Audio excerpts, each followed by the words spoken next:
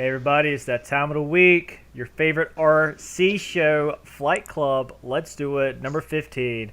Got my boy Jeff Customs RC and the man himself, Mr. Josh Weaver. Give it up for him.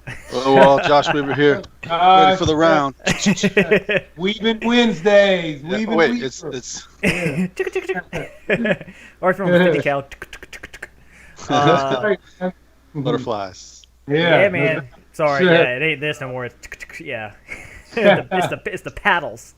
Yep. That's right. That's So right. what was funny is when I was setting this up initially to put on like Facebook, I had two guys, and it seems like about every other week, every 3 weeks or so, guys be like, "So how does this pertain to flying?" Because they'll read it as like Fight Club and not Flight Club, and Right. yeah, I say it's Flight Club. Yeah, your favorite RC show, and they're like, "Oh, I put on my glasses, now I see it. My bad." Yeah. Right. It's the subliminal mind thing, man. Right, It's like- right. Maybe you need like 3 eyes in there. Yeah, exactly. Eye, That's right. That's right. light, or What's been Big up. going on with you guys, man? How you been doing? I've been doing great. It is summertime. I actually got the rust off of these thumbs for the first time yesterday. Cool, man. Awesome. It's always good to hear. What'd you fly? The Flex Cessna 170. Cool. Okay. All right. Had my wife out there. I really, it was a great moment to have. There was like 3 sets of father-sons out there that were just in awe and watching and just enjoying it. 2 of them came over, but I must have heard the word cool like 40 times. There you go. Because that is a nice plane. That's right, man. That's what it's all about. The bigger they are. Proud, man. That's what it's all about, you know. Absolutely. So, and who's that plane made by, Josh? So Flex Innovations. Okay, all It's right. the first plane I've had from them. It is very nice to put together. I think it's before they got into the quick connects, so you got some wiring to put together. But it's just 4 of them, and it's not that bad. And it's almost like these days, it's better to have them like that than some of the things that are quick connects and you can't rely on them. So you might as well just go manual, go old school. Okay, cool, man. That sounds nice. Right.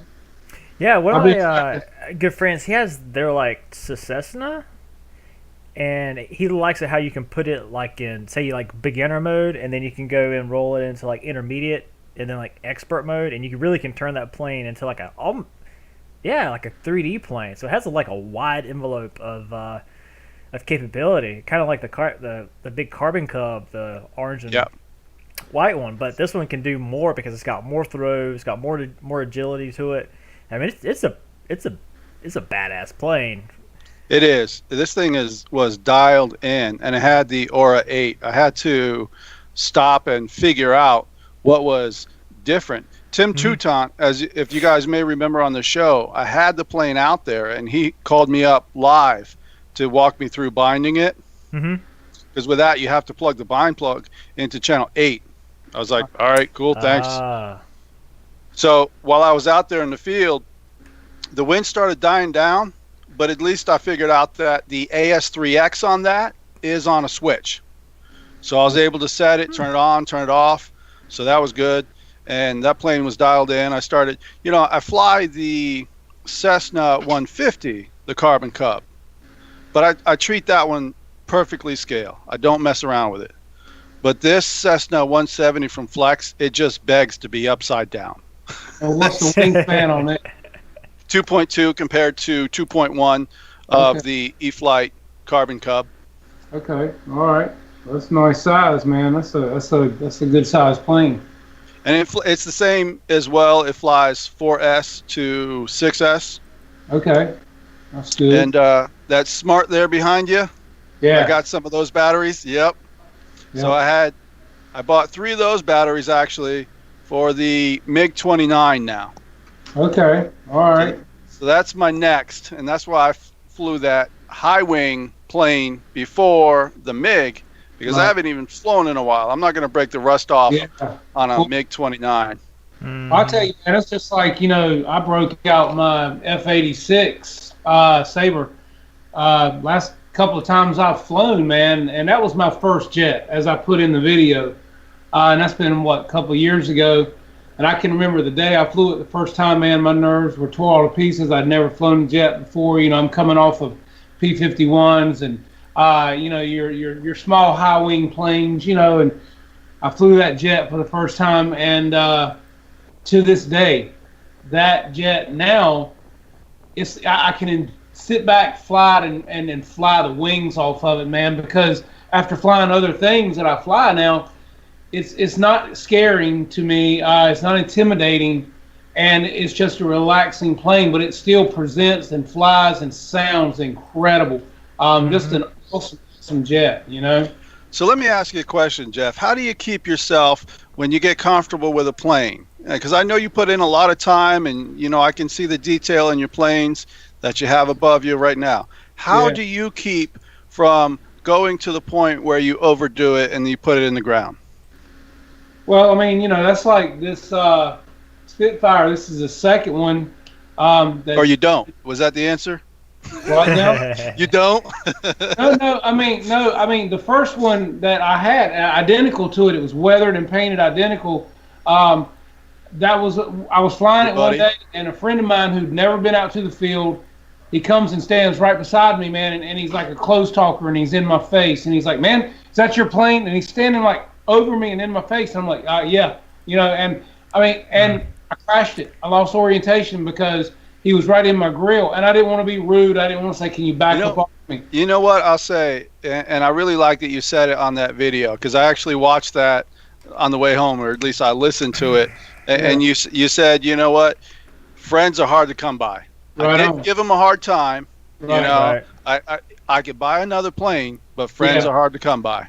Well, that's right, and he's been a long time. I mean, like family, and he'd never been out. He was excited, and I didn't want to hurt his feelings, man, and say, "Hey, back off me until I get this plane landed." So I did, and then it cost me the plane. But like I did say, yes, I can buy the plane. So I did. I turned right around. I bought another one, and I repainted it. But yes, to answer your question, the more time you put into these detailing, like my F-16, the pucker factor is definitely higher when you're flying a jet or a plane that you've put hours of time into.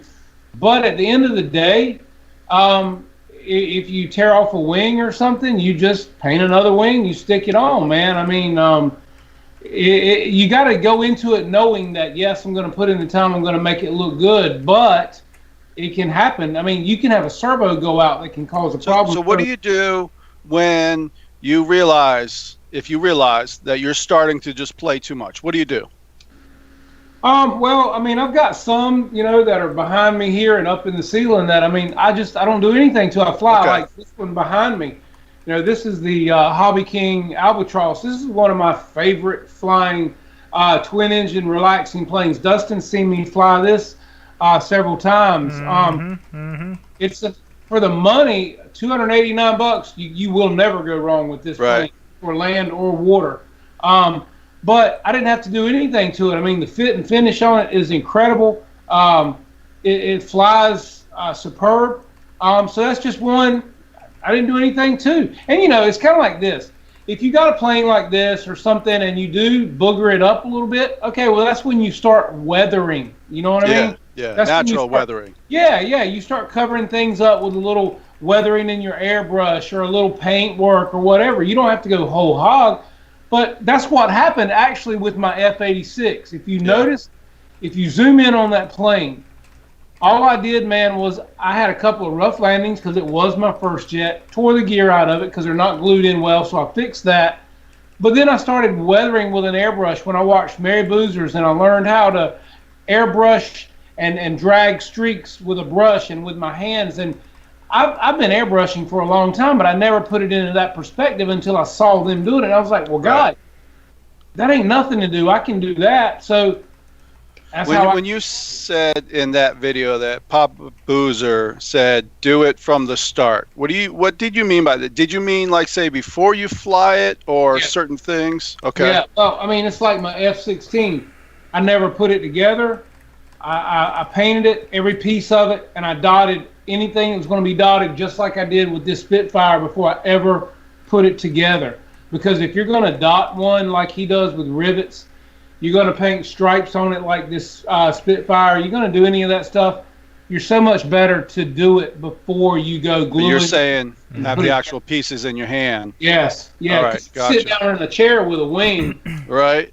And do your rivets, you know? I mean, you can do all that after you paint it or whatever. So, yeah. For sure. Yeah, and he said the same thing. He likes to do them before he puts them together as well. So you're going to ding a plane up trying to flip it all around and put it on a stand to do certain things. Whereas if you've got it piece by piece, it's a lot easier. And same thing with your painting or anything you're going to do, you know? Right.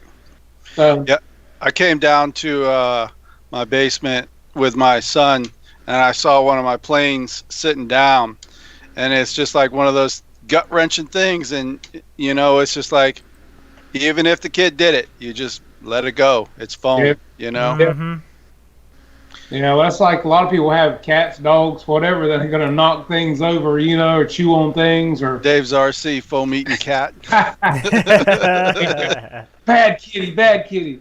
Yeah, that's right. Yeah, that's he knows all about that. Yeah.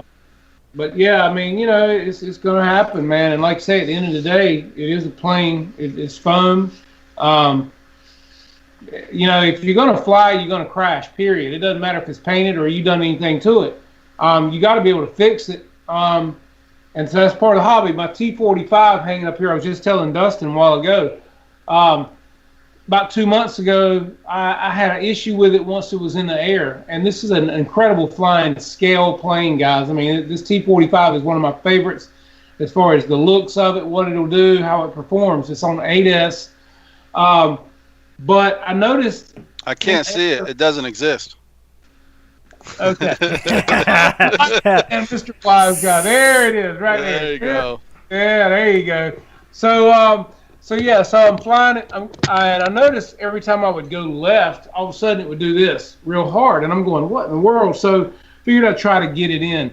So I dropped gear, and again, as Ryan and other people have said, a T-45 can have gremlins in the gear, man, okay? Yeah. So anyway, gear comes down, bring it in, and as I'm making my left turn to bring it in, it just really comes in hard and fast. So I got it down, but it tore the gear out, busted the left wing all to pieces.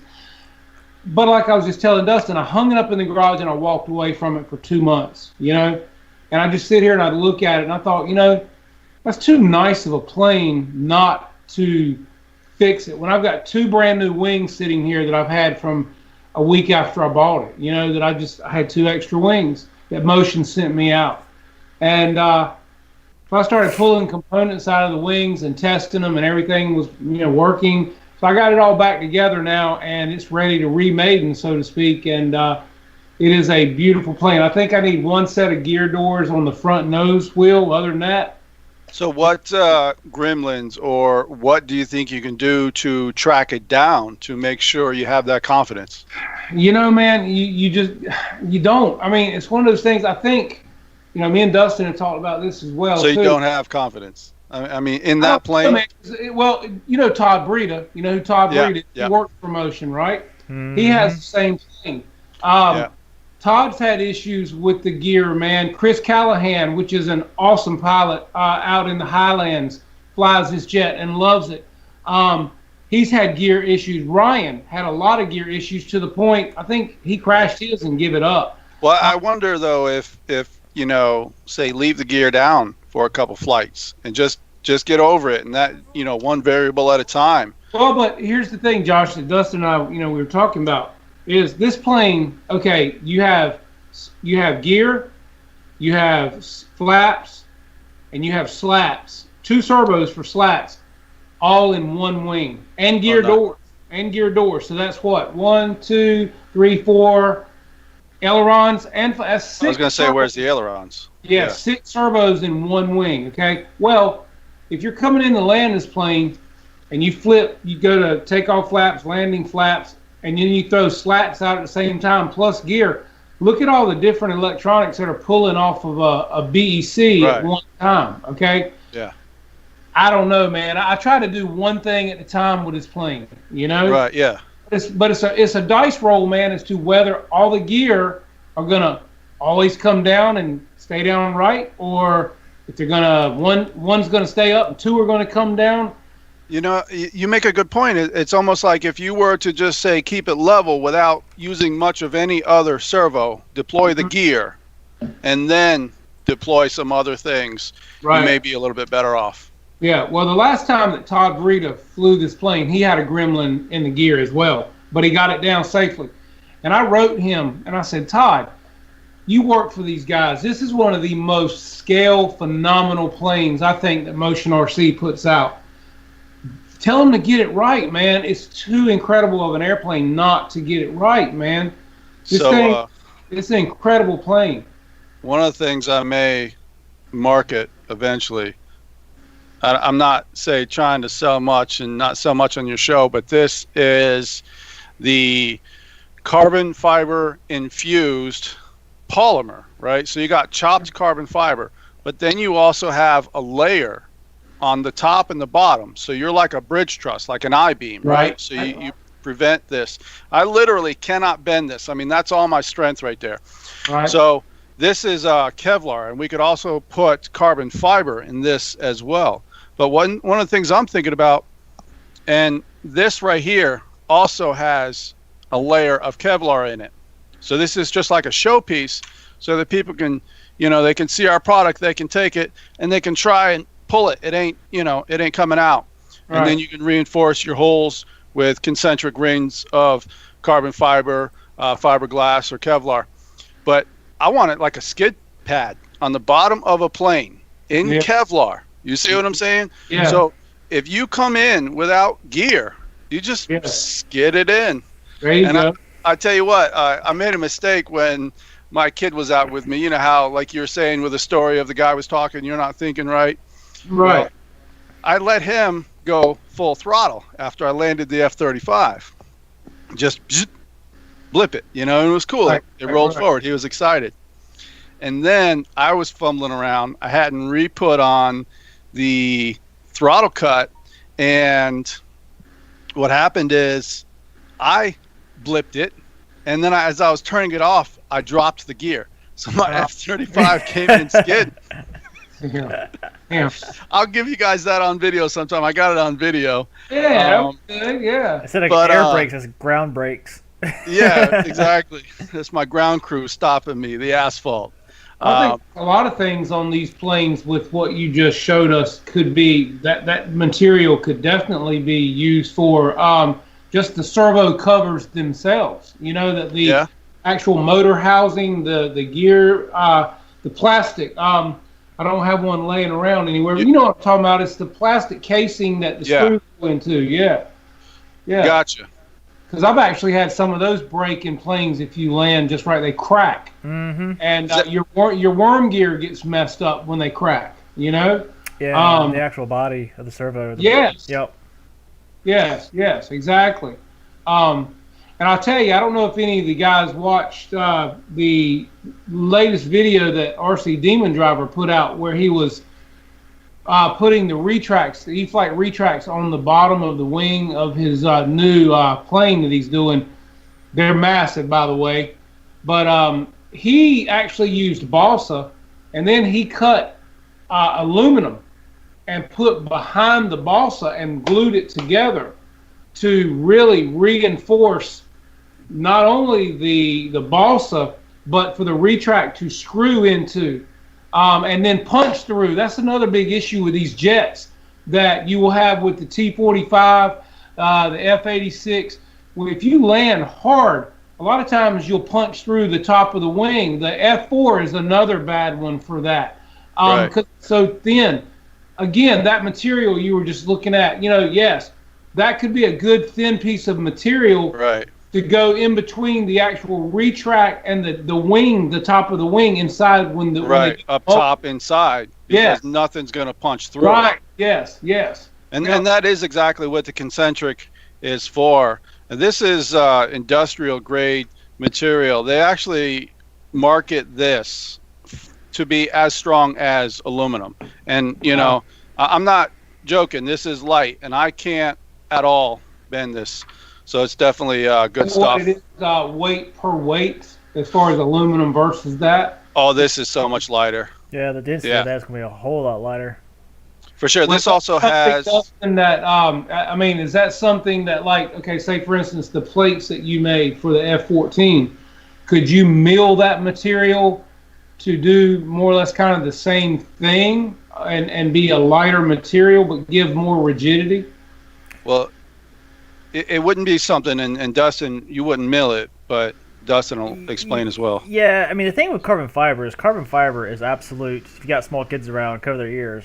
Graphite, carbon fiber, cast iron to an extent are just brutal and just hell on machines. Because what happens is they get up in the actual precision linear guides, the ball screws, and these are all parts that have the motion, give the machine motion. Get in there and they just eat at it. Most of the times when companies get into that market, I mean they have like special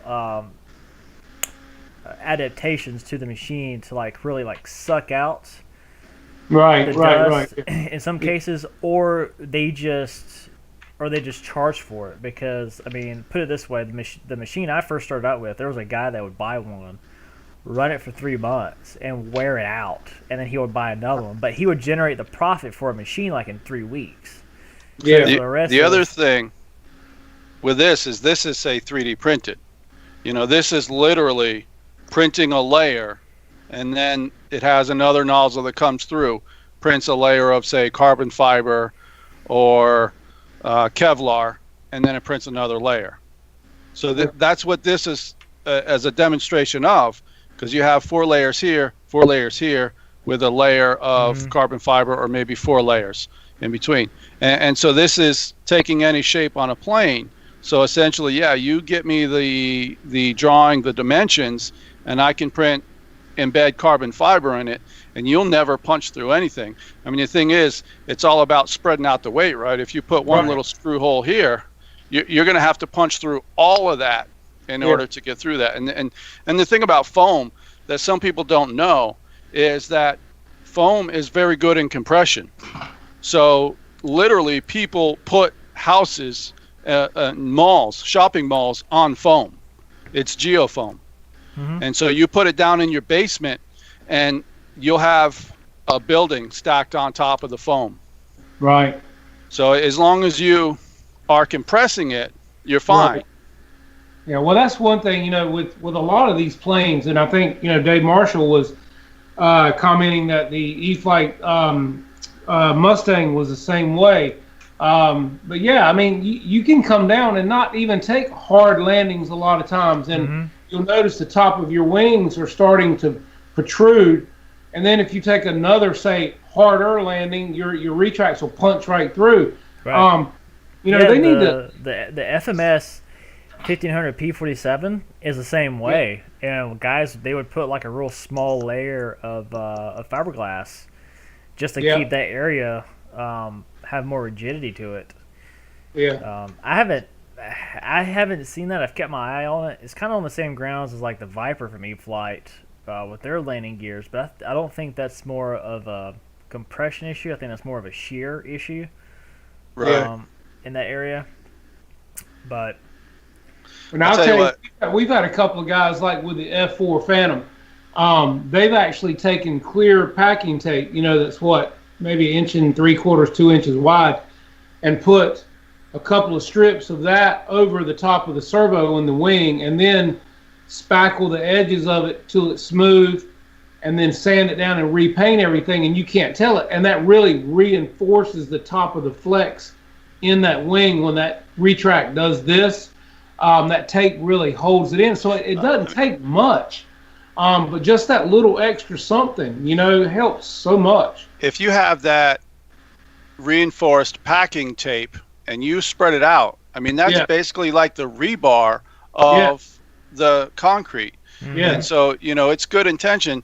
And so you put that out there, and that has to pull all of that in order to do that. So it's not, you know, even if you were to go in and up and back down, it still has something to keep it from going up. And those additional strings are essentially the same as this. You have some reinforced structure. I was flying the Flex Cessna, and somebody thought that I was having a hard time landing it. I mean, it lands nice. I'm still having to get used to a tail dragger again. That's always fun, right? But on the landing, I can easily walk it in, but it's so nice of a plane, and the gear I know are so strong that I was coming in and just bouncing it, hitting down, touching, and then coming up and doing this. And somebody who was watching them were like, whoa, whoa, whoa. And I was just like, oh, man, I got this. This is actually fun, Yeah. Well, and that's like the MiG-29. You said you had Ryan actually he came in pretty hard and heavy with that times, and it seemed to withstand pretty well. So yeah, I'm not worried about it, and it's nice that he put out the extra content for showing that it had how it flies on a 3200 because. I tell you what, I actually thought the 3200 batteries were going to be sold out. As soon as he started talking about it on the show, I was like, all right, well, I'm going to go ahead and order this battery right now. Because I got fully invested in Smart now. The DC charger. I got 2 AC chargers, the servo checker, and 4 different Smart batteries, the 5000, 6S, 4000, and 3200. So, I'm definitely going to fly that with the 3200, and like Ryan said is you can fly it with or without that modification. Have the runway as long as you give it enough elevator, you know what I mean? Yeah. So I can get out there with a 3200, fly it, and whenever I want, do that modification, get the nose up off the ground. So I'm not worried about it. It was very stable plane. But actually, I got a question for you. We were talking a while ago, and this will be my first twin EDF. So I need to sync the throttle. But on my throttle up, if I go with my throttle trim, one at a time, you know how sometimes it needs that little extra to get over, and it actually engage here, but it doesn't have enough strength to start rotating. So it'll actually start turning here. But they both start turning at the same time. I know, though, on the way down, one is one click off another. That's like hardly anything, right? I mean, that's synced enough. Yeah, it gets lost in the noise. I mean, your biggest thing is typically what I'll do is you have one battery. Is it one battery or 2 batteries that you have to do One. for this? One battery? Yeah, I'll just pull my throttle up and then just calibrate the ESCs, because the ESC is what commands the EDF. Well, that's the thing is I may need to have to reach out to Ryan on this because I don't know, and this is my first Aeros RC plane, and I don't know if I've had that ESC in any other planes, but I put the throttle all the way up as normal, and it didn't do a thing. Oh, when you plug and it then Guniak is saying to calibrate one at a time. I don't know. I mean, I know where Dustin's coming from because that's kind of what my thought process would be as well. So especially if they're tied into one battery as one, you know what I mean? Yeah. Well, I think if it's calibrated, it's calibrated, maybe is what Guniak is saying. But the thing is, I can't even get it to go into calibration. I don't know if there's anything different about I start it with the throttle. I plug in the battery with the throttle all the way high, but it's not engaging. And do you have throttle cut programmed on the radio? After that, I did. Okay, well, you need to have throttle cut turned on. No. Oh, throttle cut turned off. So either way, I tried everything. And it didn't. So, yeah, I don't know. I'll figure it out. I'll try it again, though, with every combination. Maybe it was just me, but and I was a little rusty. But, yeah, I was like, all right. Did it not beep differently when you plugged it in, Josh? It didn't do a thing with throttle high. It didn't do a thing. Yeah, so you want to make sure you have the throttle cut off, so you're getting throttle signal to the receiver. Plug the battery. Excuse me. Let me back up. Throttle cut off. Throttle all the way up at the highest point, plug the battery in. Sometimes I've had to actually weight.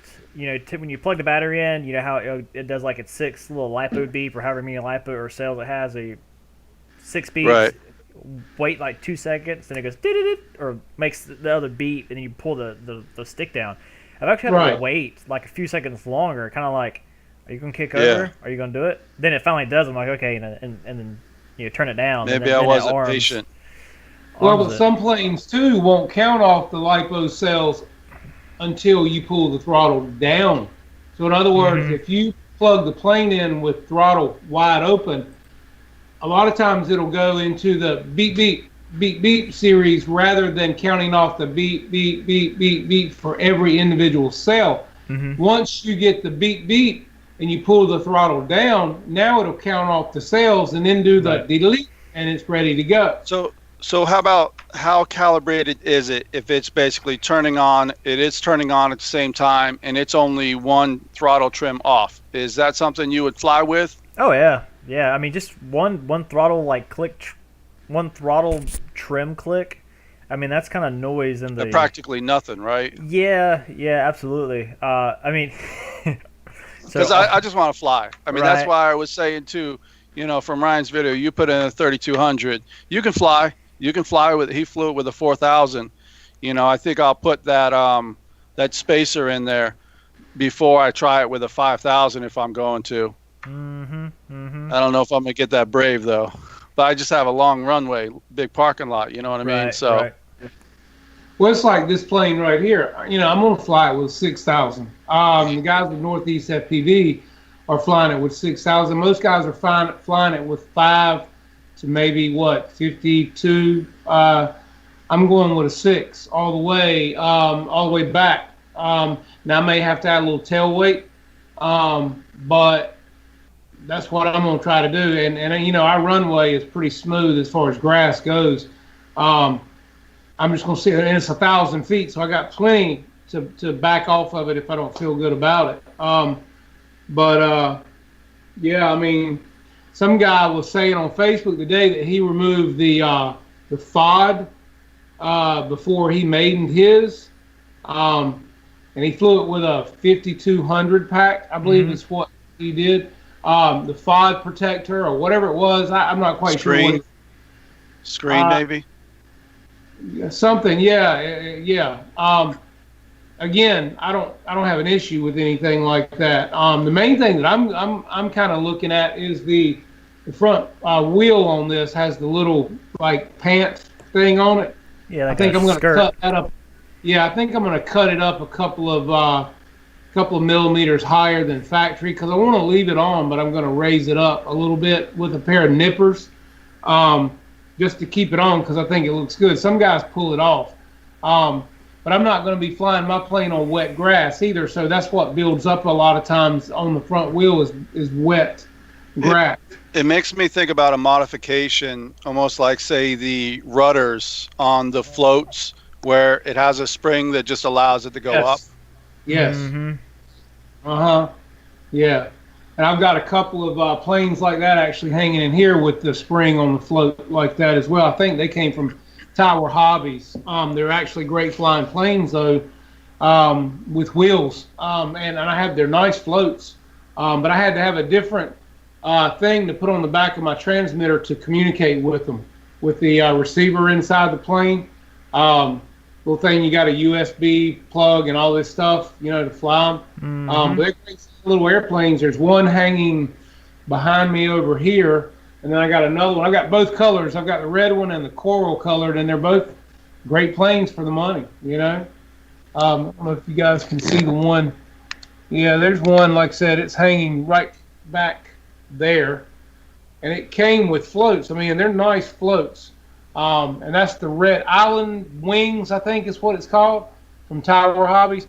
And you can't, again, the price on those is really good for what you get, including the floats and the bigger bush wheels too. So, but you got to have a difference. If you get the bind and fly, you've got to have the little thing that goes on the back of your transmitter that plugs in, that makes it communicate with the plane. So,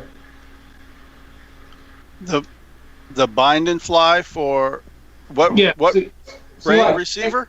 This plane back here hanging up, The What one brand receiver is it? right here. I think it's a tantric. Is it tantric? The thing on the back of my radio looks like this right here. Look, you can see this. It's got a little antenna. It's got a little antenna. Okay. All right. But you plug a wire from this into the radio. You don't even turn the radio on. As soon as you plug this into the back of the radio automatically comes on. And this plane, if you go into your radio, you turn it on, you find that plane, and you cut the radio off. Then as soon as you plug this into the back of the radio, it turns the radio on automatically and brings up that plane. And then it's ready to go. But you have to have that piece, that module, in order for this radio to work. You're flying a different brand. Yeah, now that's not to say that you can't put a different receiver in it. Right. The bind and fly, I think the bind and fly in that plane was only like 189, man. You can't beat it with floats and everything. Well worth the money. Nice, and it's a great flying airplane. And it's got probably, God, it looks like it's got about a 4.5-foot wingspan on it. And that's Tower Hobbies. Okay. Island Wings is the name of the airplane. Nice. So I haven't said anything to anybody else out there. Hello, everybody. As you know, Josh Weaver RC here. It's good to be on Jeff and Dustin's show tonight in the Flight Club with a capital L. Right, yes. Do us a roll call, Josh. Who we got in here tonight? Somebody do a roll call. So we got Mr. Spencer Keith. Yeah, so Guniac just lost his wrench, and I have no idea why. Who did? Guniac, but he's got it back. And I was making sure, I was sitting here looking at it, making sure that somebody didn't come back in as acting like Guniac. But no, he lost his wrench, but you have it back. I don't know what happened there. But we got Mickey B, RC, Guniac, Wild Bill, Mr. George Watts, Dave's RC.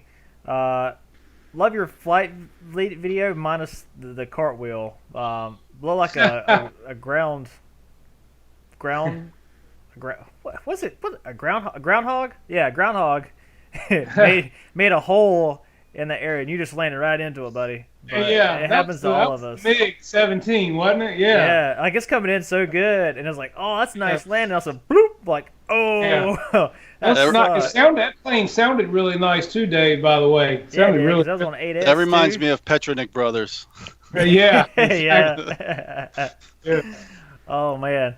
EQRC 200 diver. Kitty Hanger 51. RC Air Marshal. Yep, RC Air Marshal. Paul McNeil. Jackson RC Aviation. What's up, buddy? Good to see you, man. Nate. Yeah, Fred Barron. What's up, Mr. Fred?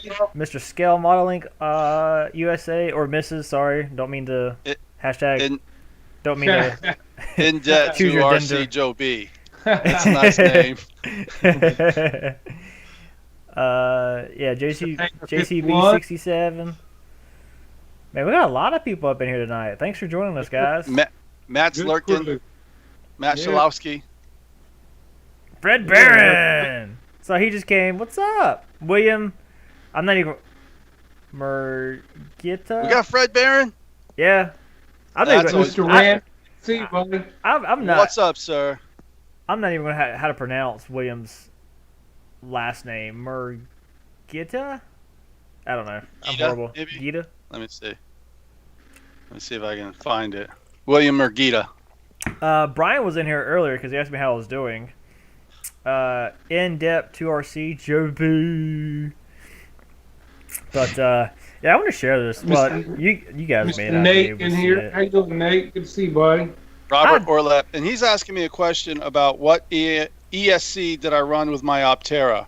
I wonder if he's looking at a previous flight because I actually ran that with stock ESC, but from what I remember is that is a 4S capable motor, but it's the ESC that can't handle it. And that's the thing is I need to get that plane out there. And this is one of the things that George Watts was saying in one of the shows, I believe last night. I was lurking in, I think, Guniac's show. last night, and my eyes were about to close, so I didn't, talk to anybody. But it when that Optera was flying with the stock receiver, which has the AS3X and the safe, that thing started fluttering.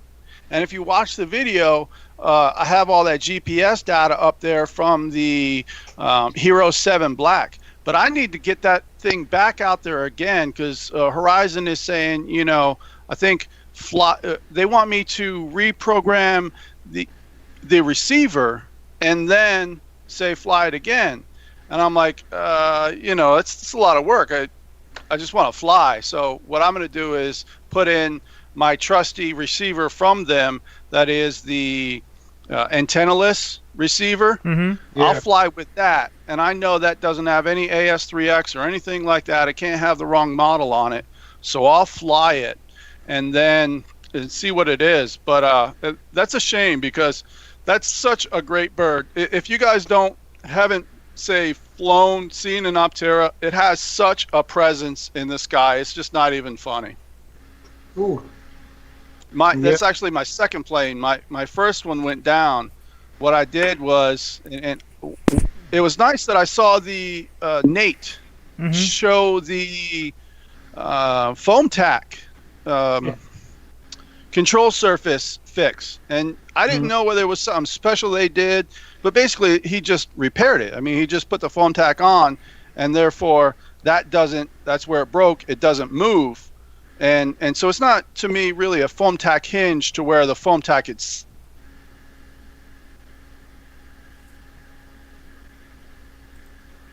I had done some tape repair, and then I flew it like months later. Well, my tape had weakened, so when my servo was pushing down, the hinge moved with it, so I had no deflection.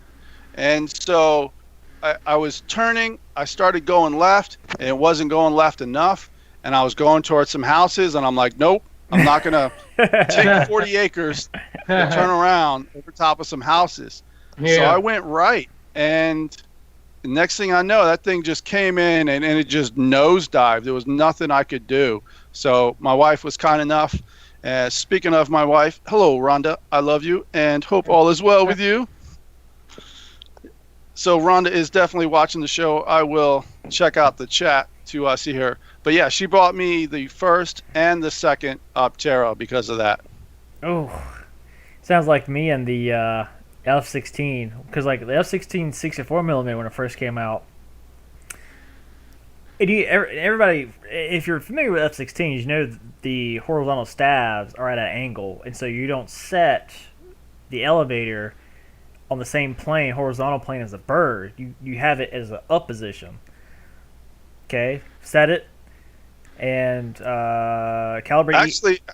Actually, I'm going to be honest, and I'm having a hard time picturing what you're saying. You said horizontal stabilizers, so yeah, horizontal stabilizer is actually like this. Versus on your other planes, it's pretty much level-ish. On F-16, they're actually at a downward angle. So the actual elevator. The elevator looks like it's up because they're at a. I'll throw a picture up here shortly. Because when I first got my first F-16 and was looking at this, the stab would be like this, but then the actual movable elevator, horizontal would be like this, and really it's supposed to be like a little bit like this, not at that type of angle, but just for demonstration. Yeah. Anyway, I've got plenty of toss and boss planes, and through this thing, and it goes and like just comes back down and pancakes into the ground. I'm like brand new, man. I'm like, what the, bleep, bleep, bleep, bleep. And send it back, and they're like, oh, it tested fine. I'm like, well, did you fly it? Did you actually? No, we just did a bench test. I was like, you did a static test. That don't mean shit, right? It's not the same, sorry. No, it's definitely not. They're like, well, the motor sounds right. I was like, the motor can... I mean, look, a diesel can sound right, but then you drive it on the road, it can throw a damn rod bearing out. Or throw the rod outside the block. You can't do that. Well, I've been doing this so many years. I'm like, well, you've been doing that so many years, probably wrong, but who am I to say, right? So I'm not sure, but why Kenny's trying to diagnose in the chat, like I think he was talking about the. I'm actually Kenny. Were you talking about me in the Aptera? Because he said something about did I set the transmitter for flying wing or airplane? And something interesting with that is for a long time I did not fly the Aptera because I was a little bit, say, not confident in setting up the transmitter. This was like one of my way back in the day to flying wing. But then I found out that you just set your transmitter as a plane. Everything is in the receiver when it comes bind and fly. You just set it and you're good. The reason that I said that it went down is why it went down. It was the ailerons. But now I have to set it up as a wing when I use the Spectrum antennaless receiver, because that one within the receiver is not set up as a wing. So that'll be within the plane. So I'll do the channel mixing there. Yeah, the Aptera, that's another thing about the Aptera. I didn't fly it until my brother was in town, and he launched it for me. It was great. But I tell you, like I say, I was new to flying back then, is I could not land it. I literally had a soccer field. I brought that thing in, and I brought it down to the ground, and it just stayed there, the whole soccer field. And then it dipped down after that. So I had to bail out. And I said to him, John, you're going to have to catch this thing. You're going to have to pull it out of the air. Right. And I kid you not. It was like a football pass where you throw it to somebody and you say, go deep. Because literally, he chased my Aptera down and he pulled it out of the air. That's how I landed it the first time. What's that phenomenon called? It's basically where the air that is going underneath the wing hits the ground and pops back up and still gives you a lift. Thank you. I was like, what? That's. I'm like, I know what this word is. I know what it is, but dude, my week is going to hell in a handbasket. and now Robert Orlep is talking about the spiral of death, which is curious. When you get two planes and you notice a difference between one and the other. There is a launch grip in that Aptera, right? And there's these two little flat things. And right next to it, it says CG. So the first plane I had, I set the CG directly to that. And I was good. I told my daughter, it's unsafe. You can't stall this thing. Those houses I was talking about, I didn't know she was over them. And she's flying it and all good. Well, next thing you know, spiral of death. Oh, Lord. It landed in somebody's backyard. So I'm a lot more cautious these days, and that's why I went right on that one. Right. And it went down in the field. But, yeah, that guy wasn't happy. And I said, hey, man, my daughter was flying. He says, no excuses. I said, no, I'm not making any excuses. I'm good with it. But now she doesn't come fly with me anymore. She won't fly any planes. Oh, but did he like rip you guys a new one over that? He got upset, and hey, what can you do? He wanted to vent. I let him vent. I got the plane and, got out of there. But now the new model, it has these clear arrows marking to the other little itty bitty dots that are CG in front of it. And wings are very sensitive. One wing that I had, the ZOHD Dart. Now that thing, if you get the CG right and you come in, you can literally pull all the way back elevator and it won't stall. So that's how important it is to get that CG. But as soon as that CG goes one bit back in a wing, spiral of death, just like Robert Orlip said. And I don't know, not with this one, but maybe if I go like 2,000 feet in the air, I'll play with it to see, how to get out of it. Because some of those, that's the other thing on the Aptera. There's somebody who went way up high, and they did a nosedive. They got so much speed that the Aptera servos or the control surfaces, whatever it was, just wasn't strong enough. It couldn't pull out. Right. Oh wow! And it straight hit the ground full. Oh man! So if anybody from the FAA is watching, when Josh said 2,000, he meant 2,000 millimeters. because Yeah. we're in England and we go by the metric system because metric I'll is be king. in uncontrolled airspace out in the country somewhere. Hey, Hey, so we got any cool videos up this week, man, on tap? yeah, We- dude. Of course we do. But I just want to hey, look, this is a badass picture of the F-18. Hopefully Josh and Jeff can see this. So Yeah, I'm each week looking I at try to it. get like a cool desktop like Yeah. picture, and I found this like, man, this is Oh, That's king. nice, man. that is nice. Very nice. Was he doing a takeoff on this one? Yeah, it looks like he was doing a takeoff because you can see the gear doors Yeah, that's are right. down. So I think he's probably because they do the well, they'll go afterburner and then they'll pop up and go straight up Yeah. in their show, and I think that's what he's about to do. Did you guys But- see that where the F-22 pilot basically took off like this, and he was in the ground effect, so he got airborne, but then for whatever reason he had too much resistance, so his plane with no gear sat back down on the runway. Yeah. I tell you too, you talking about your F-18. Air Guardian just put out a nice video today with the F-18 flying. Man, he was killing. Pushing the limits or something like that, he said. Yeah, exactly. Yeah, that dude can fly a plane, man. I'm telling you, bud. So yeah, there are a couple videos that we have lined up for you guys. Who's going to show those? Who's on duty? Dustin. Oh, yeah, that's me. Dustin's at the helm, man. He's the IT engineer over here, man.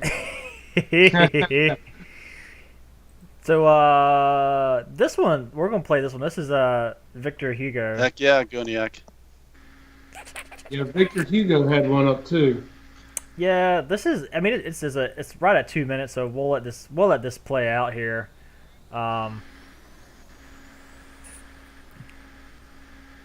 There's some new. Oh, look at that guy paragliding. Sweet. I can't see anything. Not yet. Oh, if you're watching on your phone, there's gonna be like a 30-second delay, maybe. Yeah. Yeah, I see Yeah, it. there we go. There we Yeah. go. Yep. But Now This Oh, is the yeah. one where he said he had a rough landing, isn't it? I believe so. Yeah. Now, which video is this? Talk us through it again. This is Victor Hugo.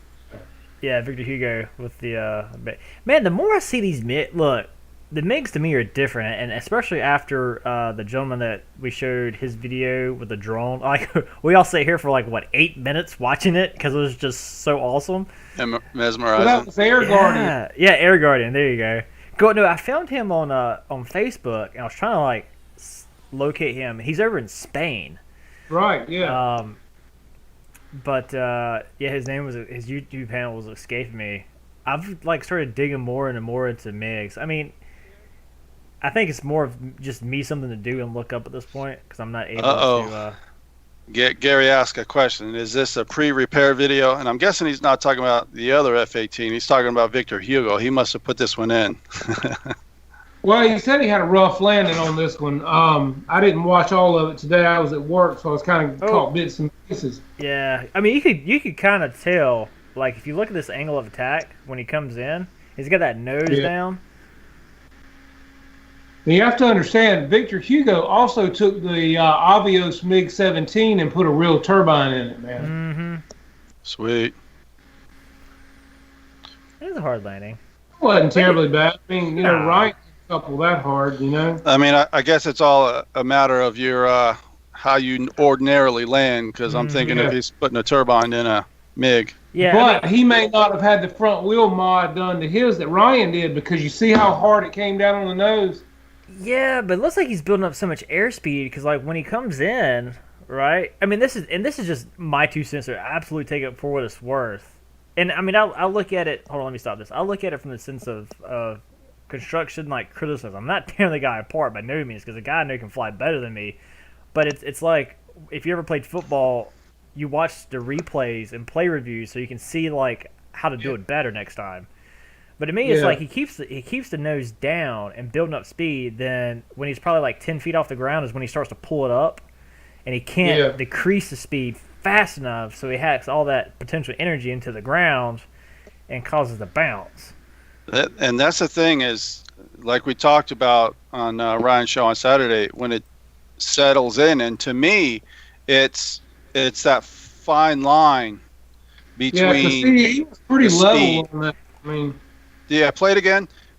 Between the speed and the elevator control authority, and if you don't have one or the other, you're just coming in. You're coming in and down and hot. Mm-hmm. Well, he looked pretty level to me coming in, but I mean that front nose wheel looks mighty spongy, man. Period. Right. Kind of like what Ryan was saying, about putting the spacer in the strut. And I believe, I don't know. I personally, to me, like I said, it just looked like that wheel gave a lot, and that nose went all the way to the ground. Mm-hmm. Watch this. Here it is. Look, boom, boom. You see what I'm saying? There wasn't a lot of flare there. Like, I think effective flare. It's almost like it didn't have a time to kick in. He did flare, but it didn't. The other thing too is we don't know actually where his CG was and the size of the battery. So it may have had a very heavy battery and been nose heavy, and so it compressed that spring on the front a lot more, and then it released that energy, that potential energy from being compressed, and that's why you get that extra bounce. Right. Yep. So moving on to Mikey BRC. Dude, this is a turbine F8 here. This thing is sick. So Mikey BRC, I know some of you guys in here are not subscribed to him. Go and do that now or right after the show. I'm sure you guys can put a link in there. As you guys know, on my show, I like to highlight people that are up and coming. Yeah. And this guy is starting on fire with professional grade videos that, all of us can learn from. And RC, along with adding the full scale, that's a great combination that I just really love, along with, like I say, the great cinematography, great audio. He's putting some time and energy into it. Yeah, so definitely check him out, guys. How do you spell his name? It's Mickey, capital B, capital R, capital C. Yeah, it's all one word. Here, I'm going to tag him in the chat, and I'll post a link up to him as well. Because man, he's putting out video like Northeastern FPV, and what was the guy's name in Spain that we just talked about? Victor? No, that's Air Guardian. Air Guardian. Okay. That's some sweet shots right there, man. Those you are ain't great. lying. That thing looks. That looks real. Until Mickey BRC changed his icon. That was different, wasn't it, Mickey? Recently. He said that's a Fly Eagle F-18F. Well, whatever it is, that thing is awesome. That's 10 years old. Oh, I would love to have a turbine. Do you still have it, Mikey? Is that yours?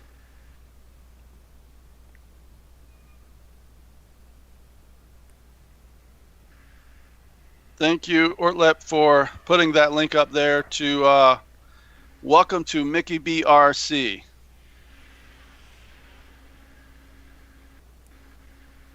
Now I'm going to go back. Gary subbed. I mean, like, this type of view... Let me back up here. Like, look at that, flying into the sun. This type of view coming up right... where he's coming at you and the sun's behind. Like, this right here looks like a scene from, like, Top Gun. I love these type of, like, cinematic shots. This is awesome. Right? But then you're like, oh no, it's a RC plane. It's not the real thing. I'm also curious, like, I know Mickey BRC is coming into this with skills from somewhere else. I haven't talked to him enough yet to find out, but I'm curious what his past experience is. for this stuff. He's definitely got some skills. There's no doubt about it. And I think he's got a lot of pilot friends as well. He did an interview with somebody talking about gliders. And if you guys don't fly a glider, it's one of the best ways to really learn about airplanes. Yes. You know, and I would even think that it should be one of the first airplanes that people actually fly. I got one right up there. And he went up in I believe he went up in a tandem sailplane, but he interviewed somebody with all of the different settings for it. And if you don't know them, it's going to take you like 2 weeks to study them and set up your remote. It took me a long time. I was learning the Futaba remote along with how to program a full house sailplane at the same time. And it's just insane to do all the different conditions and the full aileron flaps in different strengths, along with the crow braking or butterfly braking tied in with a throttle inverse of that. So it's pretty insane. Yeah, I want to go back to this landing. Look how sweet this landing is. When he comes in, notice his nose is high. He's got flaps, but he keeps that nose elevated, and he's working that throttle to fly it down to control his descent. And he just, at the last second, just kisses the ground. Those mains just kiss and rolls out. That is just, to me, I love landing, and I'm a real stickler when it comes to landings, because to me, that is like one of the most technical aspects of flying. It's easy to get off the ground. It's easy to do barrel rolls. It's easy to do loops. But the landing in different conditions. Well, you know what? That's awesome to me. I'm actually going to say it's not easy to get off the ground, because, and I know what you're saying. You can just gun it and go. Right. Yeah. But at the same time, with this guy flying, when he took off, I could tell right away he knows what he's doing. You know, because he got up off the ground, he used his ground effect, and then he went up. You know, and I think that right there is literally what causes probably 50% of the crashes on takeoffs, is that people don't get their speed on the ground. Oh, yeah. They don't get their speed in level flight. Yeah, they rush it. They're trying to take off from the ground and go vertical. They shouldn't even be up and go vertical. Well, there's a lot of things I see is that people they'll try to do a real steep upward angle, right? Yeah. Like as you're describing. But like if you go back and just watch, he gets a little bit further back. He starts rolling out here in a second. But it's also amazing to me like how big this jet is, and it is good size, right? And this guy, like, you know, he's a good sized fella, and like even depth perception wise, like that's a big jet. But just watch him as he rolls out. He just like pulls back on the elevator, holds it, then just releases it, and I mean he's still getting. What I'm saying is he gets up off the ground, he lowers his angle of attack, and then he decides he's going to get more altitude. So Dave's RC says he's going to show us his big surprise. Oh, what's he got? I don't know if I can say that out loud. But this is just awesome. Stay tuned to Dave's RC. Let's see. Friday night. Hey, Mickey, where are you from, buddy? He's down under. Okay, Australia? Yep. Okay, cool. So the other thing too that's nice, if you guys, when you're filming these planes, don't be afraid to zoom out sometimes. Yeah. I mean, it's good to zoom in and see the plane, but we also want to see the perspective. We want to see how fast it's, say, going across the horizon. And whenever something's coming in towards you, always zoom out. Just automatically zoom out. Let it fly by, and then zoom in and chase it and go around. Mm-hmm. So where was the other one at? Oh, so this is Ramy RC. This is I like this again because I like landings, and he really aces this one in. The more Ramy lands one nice. Well, there was that one where he built that one wasn't it? Was it the Airbus? Was his maiden that crapped out because he had like electrical failure or something? 737, is that the one that maybe stalled or something? Yeah, you're it talking stalled, about? but it stalled in the like a field. I believe that was a Max. Is this the one where he did the Motion RC AL-37? Yeah, I saw this. And that's the thing, is that was one of the last times he flew in that field, because that field, and he'll admit he's not the most experienced pilot, and you got a lot of nerves when you put that much time and energy into one of those planes, and he's got those big obstacles that he had to come down and then land. And those airliners, that's not the way they want to land. You got to have room, and you got to get it just right and then come in. So I think he must be at another skill level or another field, one or the other, to because it never did his planes justice. He put a lot of time and energy into Oh, them. absolutely. See, we got Shadow Ops in here tonight. How you doing, Shadow Eric? Ops, what's up, Eric? What's going on, man? Everybody. Oh, his Dreamliner, he says. I'll tell you what, that I don't know if you guys have seen the video of RC Geek Chris Wolf flying that V-tail Bonanza. That is a sweet looking plane, man. I'm telling you. It sounds great. He put the Robart retracts in it. They're very scale. He did a video today on that plane, and it looks amazing on the ground and in the air as well. So I watched a documentary on that, and that Bonanza gets a bad rap for the full scale. Really? I think it's crazy to me, and maybe you guys feel the same, but I was more afraid to fly or pilot. I didn't want to get my pilot's license because I was afraid of a single engine plane and the engine goes out. Now, I'm not afraid of heights. I was jumping out of planes, in the Army. But hey, I don't have to land it. I can jump out. I got to shoot. I'm good. But when I started flying airplanes and say sailplanes, and you know how to manage your speed and your potential energy and all of that, then you realize no matter what, you don't have to crash. You're not going to fall out of the sky. You just have to be able to not use your elevator incorrectly. I mean, that's the killer of planes. And did you guys gain confidence and to say fly or be in a single engine plane after you flew RC airplanes and learned a lot of this? Yeah, I feel like I would. I gotta show this video from my A10 lovers. I do. I definitely feel like if I was in the right plane and something happened, I feel like I could definitely get it to the ground. Right. Well, there was there was a video of a guy. It wasn't a Kit Fox, but it was an experimental plane, and he was flying, and he gave it more throttle, and then he heard like a kind of like he described it as like marbles in a tin can. Next thing that happened, his prop fell off. And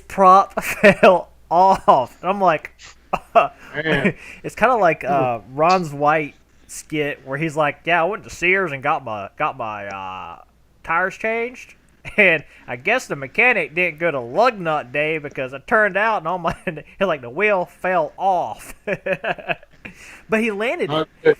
He landed it perfectly fine. He had a little bit.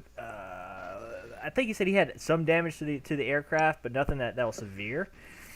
And that just goes to the test of first thing, if you have in a predicament like that, don't panic. And because panic is what can get you hurt or worse, get you killed. In it, but that was pretty epic. That's the thing is RC Air Marshal is saying now they teach you to do dead stick landings, but planes still crash, and especially with the infamous turn back to base. Even it looked to me like the Snowbird, may God rest her soul, that plane, as people were talking about Blériot, that noise, maybe a bird strike most likely, and that plane, instead of say cruising and going, for whatever reason, they did some maneuver, and then they seemed to stall, and basically they did drop out of the sky.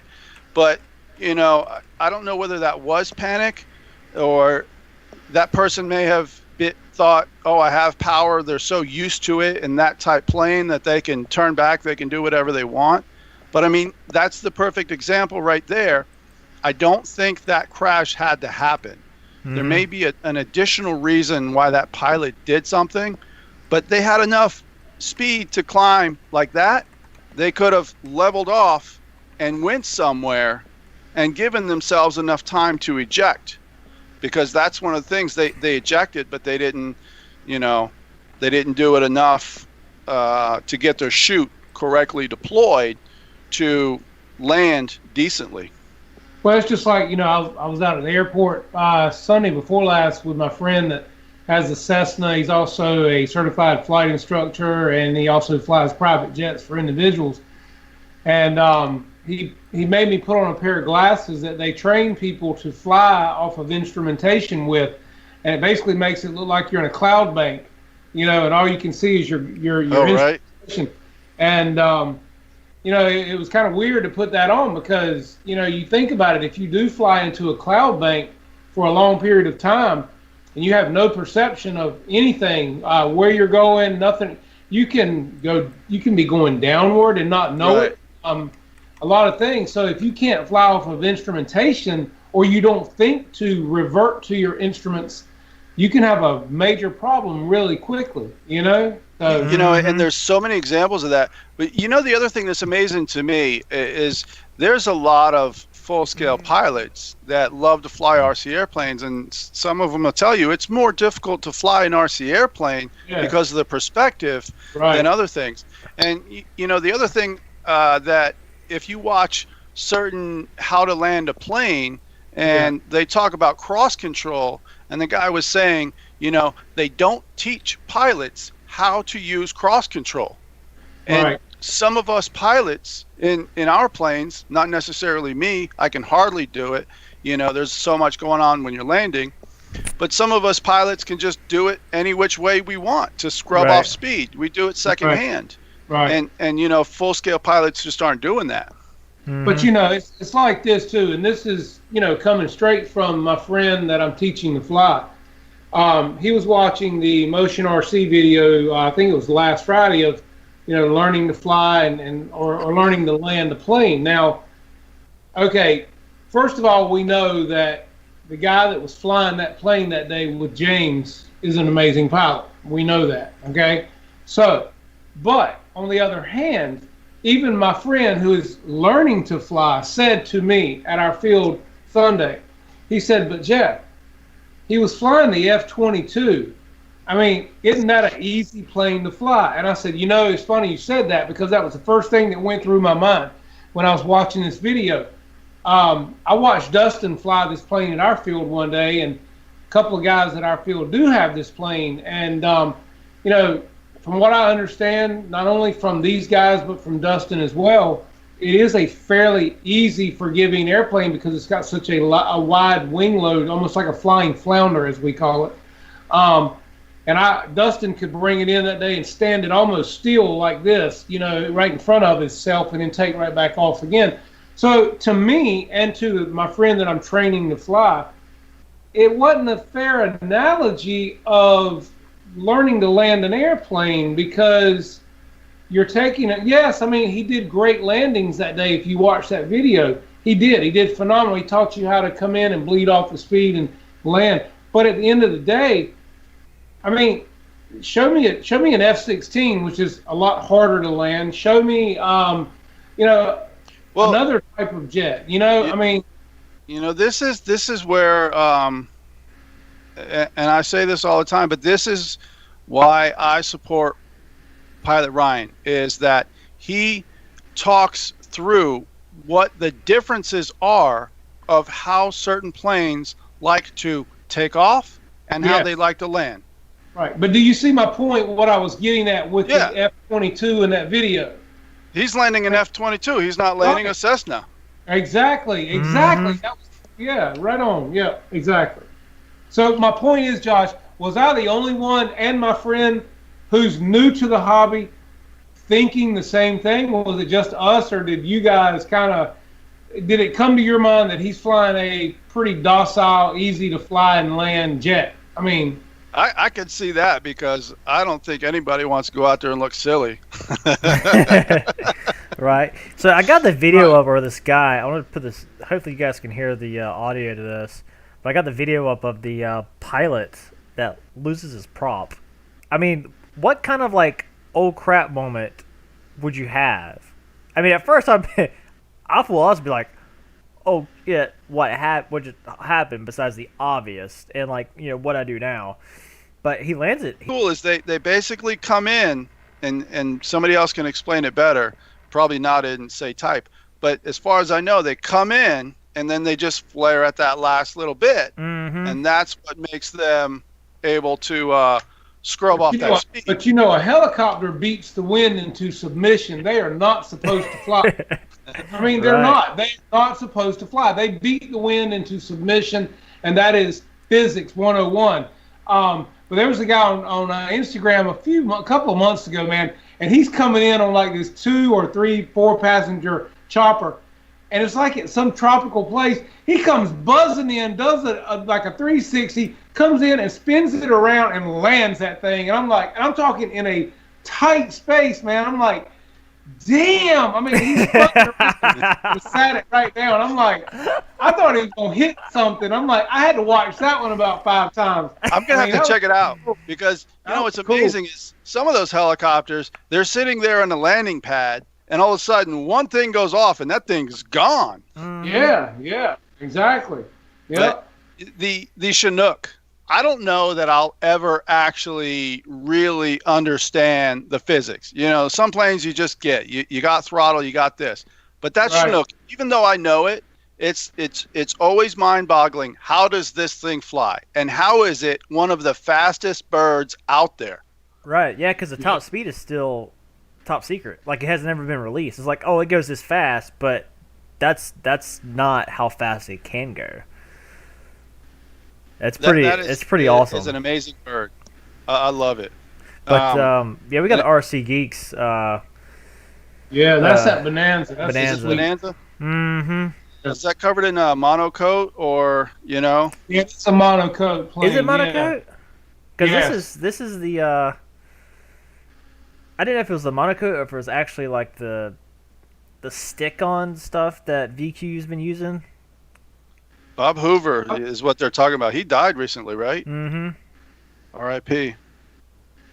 It's a very, very nice plane, I can tell you that, and it's so scale. It sounds great in the air to be an electric model. Oh yeah. It sounds amazing.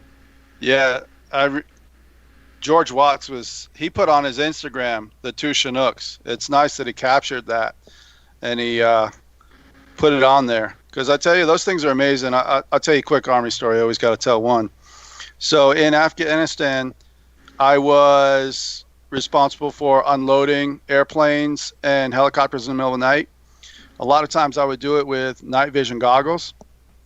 So when you come up to the back of a Chinook, when it's landing, all of a sudden, those 2 big rotors, they start getting the static electricity and they start glowing, and you can see it through night vision goggles as it touches down. Wow, It's one of the most insane things in the world, and you got to wear earplugs, and as it's landing you got to cover up from dust and all that. Hey, you're just sitting there trying to peek through and see. quick question. Anybody can answer this question. 82. Hey, you can back up just a couple seconds there, Dustin. The gauge that he's using to measure his throws with, I have one. It comes from Great Plains. Mm-hmm. You can't find them anymore. Great Plains doesn't seem to have them. Does anybody out there know who does make them, where to find them, how to get your hands on them? Because I've got a friend looking desperately, and he can't seem to find. He said it's like finding the Holy Grail. I could tell you something stupid that I did is that I was at a shop where somebody was bringing into him a bunch of stuff he was getting out of the hobby, and I saw that it was a deflection gauge, and the guy made his own planes, and I'm buying E-Flight stuff from Horizon Hobby. I'm like, I don't need that. You do need to know how to set your throws and all of that. But Right. dumb me at the time, new to the hobby, I'm like, I don't need that, and I could have gotten it for $1. You know what I mean? Right. Mm-hmm.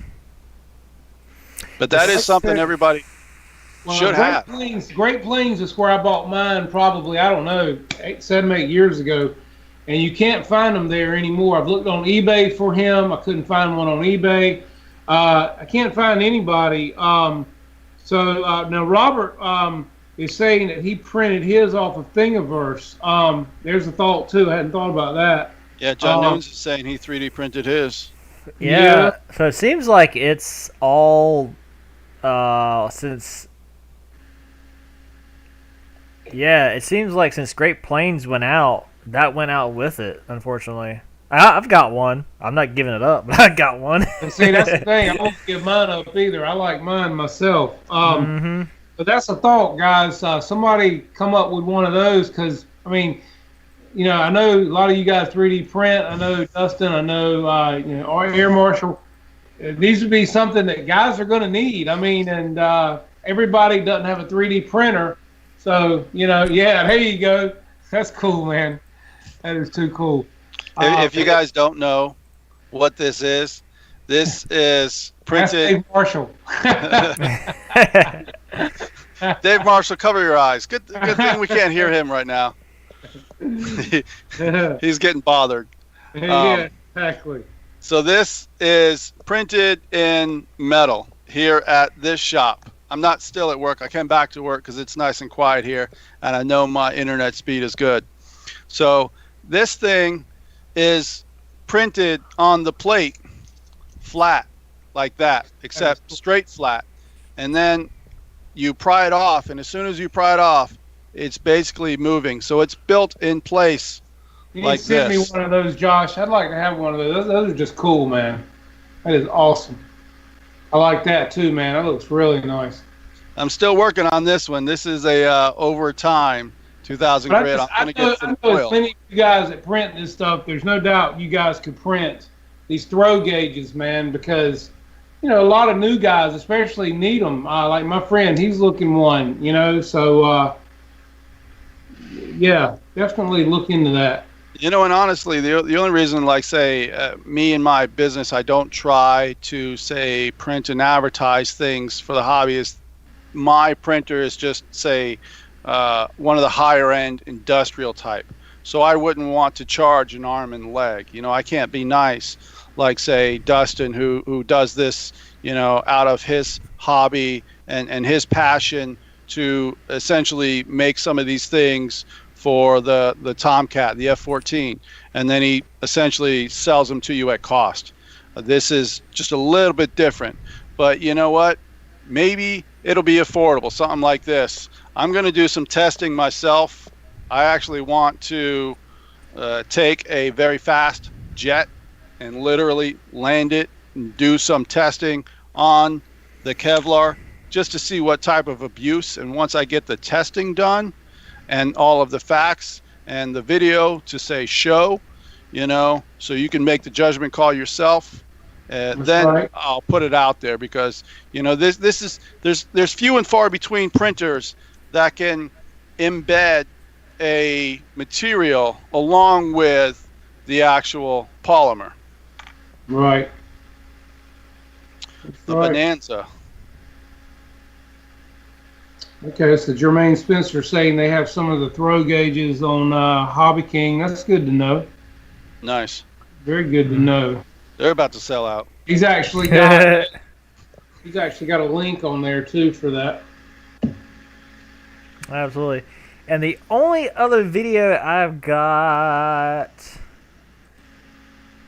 is this one. We're not gonna watch that. Looks nice right there. That is nice. This like that low this is my jet. This is all me every day, Monday through Friday. That looks sick right there, man. I'm telling you what, whenever you get low, that's when you get scale. You got to have at least one shot of, from a low angle for your plane. That's a big jet. Yeah, in line. Sweet. That's 2 turbines, isn't it? Mm-hmm. That is just gorgeous. Oh, yeah. I don't I even can see want the to heat. know how much money's in that thing. I wouldn't have the canones to take that up in the air. I really wouldn't. I'll be first one to But admit you it. know what though? As good as they fly, I don't. Man, I'd rather take that up than like an F-16 turbine because that jet there, just an A-10 just flies good, man. Yeah. You know what I mean? I mean, they've just got such a large wing, they just fly well. You know? Mikey Mikey BRC is like, go ugly early. Love the A10. I just love the A10. I just love it. Yeah, Warthog has to carry a lot of weapons. Yes, it does. Halo, baby. I love my big one. Now I'm gonna tell you. Yeah, I love my free wing. Love it. Even though I've only flown it like 4 times. I love it. But it's just such a good flying jet, man. I mean, it's just it's predictable, but yet plenty of power. Flies incredibly stable. I mean, I'll tell you, Free Wing hit a home run with that jet, man. They really did. Oh yeah. You know what I did is I passed up a good deal on a A10 at a swap meet, but I knew I wasn't ready to fly it. But there's a lot of people that are getting into the hobby. What was that one guy that wanted what plane for his first?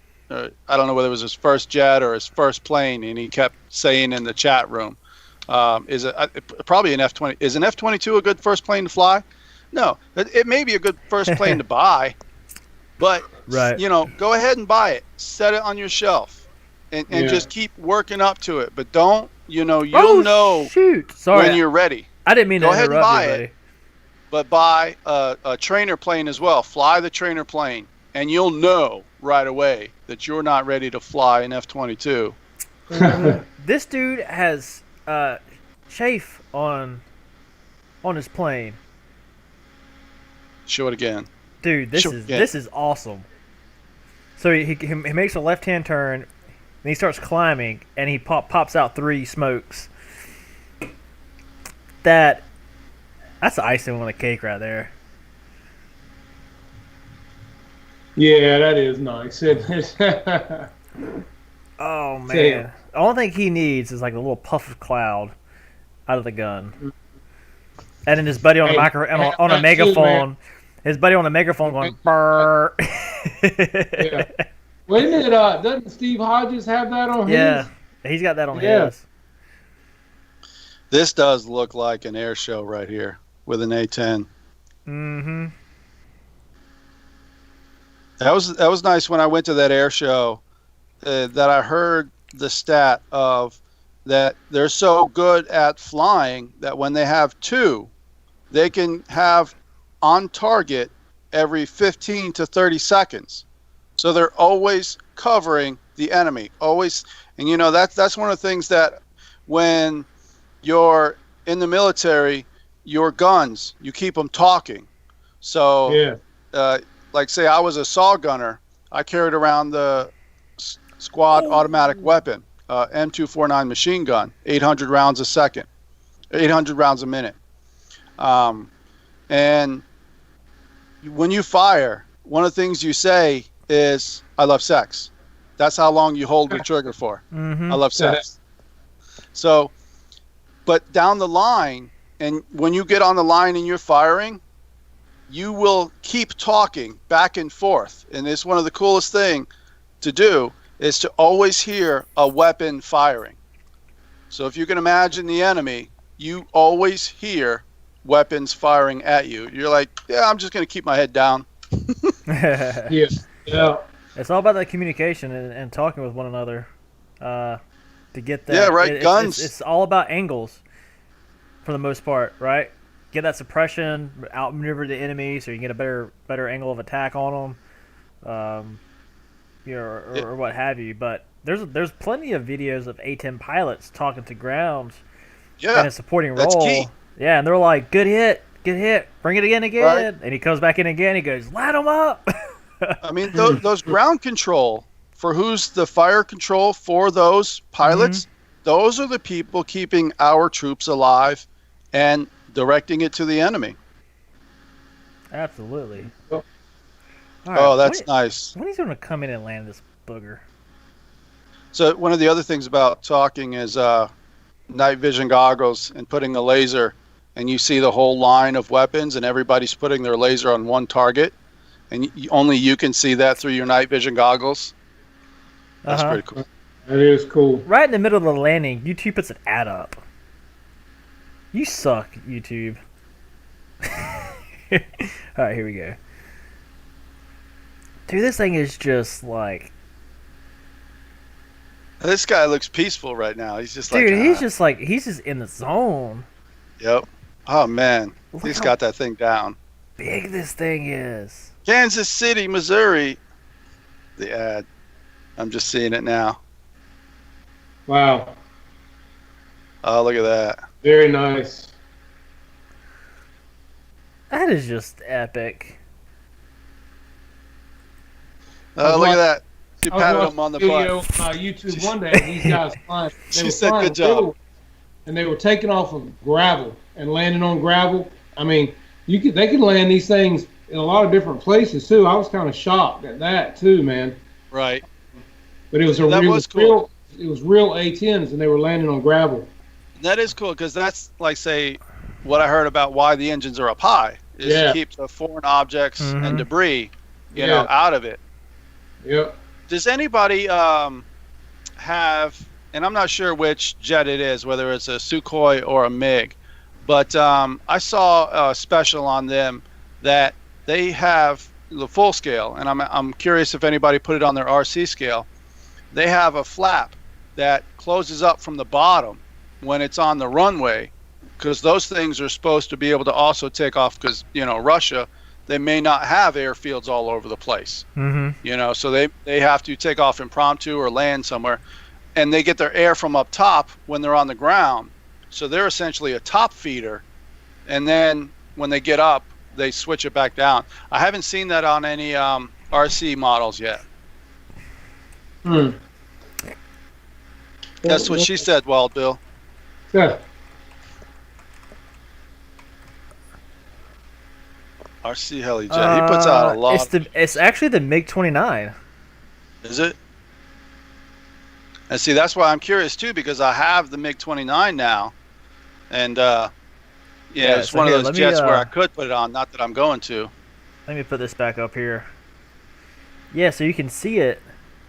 Mickey said the Yak 130 has it as well. Oh yeah. Yeah. Well, that was a big image. Yeah, because you can see it here. They're open, and then here they're closed. Yeah, because see, you know, I actually built a runway in Afghanistan, and that's why the FOD to me and why I know this stuff.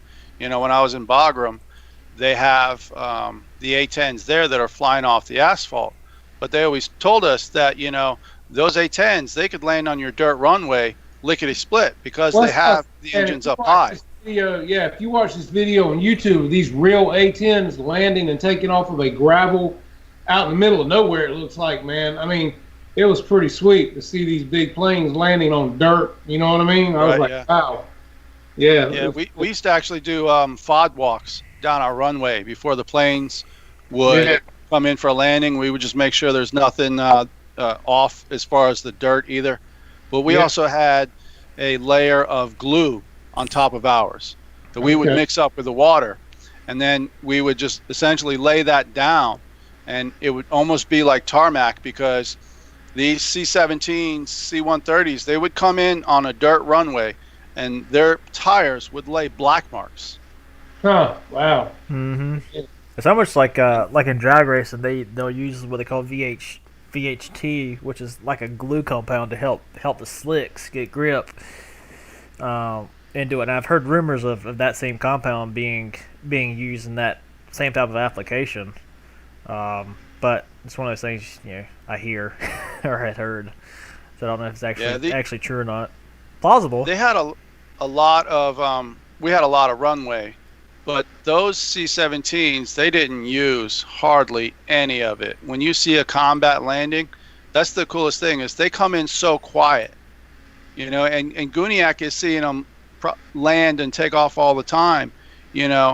They are silent until essentially they get almost right by you, and then they turn on those reverse thrusters, and it's just like. So the MiG-29, the Yak 130. Yeah, that's what they're saying. Oh man. So the only other video I have is we're talking about crashes. So I got this is actually my video. The Flightline 850mm P-51. My buddy is up in Michigan, and he works with one of the aviation chapters. I don't know the name of the chapters, but they restore and maintain a lot of World War II aircraft. And they have the Sarasoo up there. So I was like, cool, I want to do my plane after Sarasoo. A few of my friends were like, man, like that plane's small. You might want to paint the tail because of orientation. I crashed this jerker twice. And after that, it went to a red tail. Yeah. My little Mustang sat in a middle of a baseball field overnight. I didn't know what Expo was, and the wingspan was only this big, and I'm going trying to fly the thing, and I'm just like, you know what? It got out so far where I'm just like, I'm not bringing it back. I'm just gonna let it down nice and easy. Just doing crazy things on you. Yeah, and I couldn't get it, and I just knew it was gonna go down, so I decided I'll just put it down lightly, and it was all right in the morning when I found it.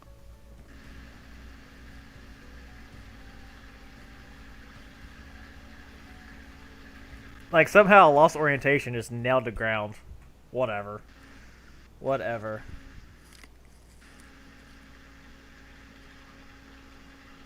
into the field. Yeah. Well, look at what you were doing. Oh. It was, and if you look at it, well, and I'm not using this as an excuse, but you can tell that it was a cloudy day, and the plane is completely silver, other than the green on like the hood, if you will. And, I mean, I just lost it. I just lost orientation and was like, am I going left? Am I going right? But that's where real flight comes in to get some good practice with letting the plane get out there and get nice and fuzzy, and just letting it go and doing crazy and getting that recovery in.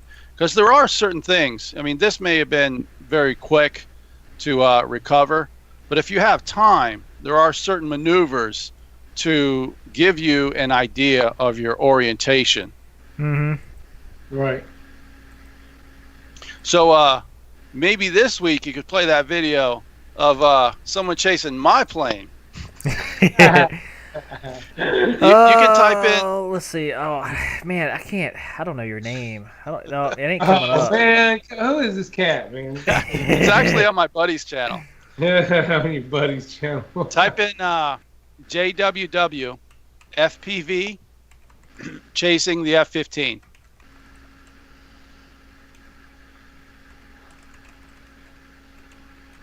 And I don't know if you're playing audio, but he's got some music on it. But you can say skip to the plane chase, and he does. Is it the 64mm? Yeah. Okay, Q. And here's one of the planes where I was actually flying that with 4S packs. So what's nice about that is I'd bring it in, just drop another 4S pack in it, and it's just got its cubby hole. I don't have to strap anything down, put the lid back on, fly it. Land it, go.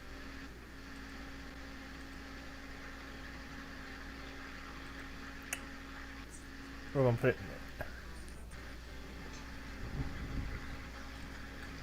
I'm going to have to go back and watch this video and see all the chat. Definitely haven't been able to keep up.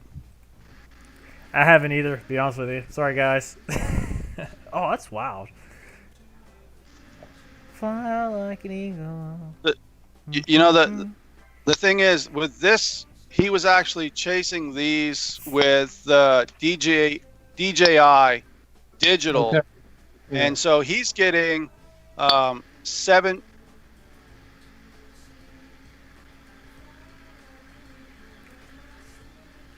goggles to get this footage. And he's also got some ground footage he's mixing in there, doing the multi-perspectives like I do. Now, is this the E-Flight F-15? Yep. Oh, yeah, great plane. Definitely. Awesome jet.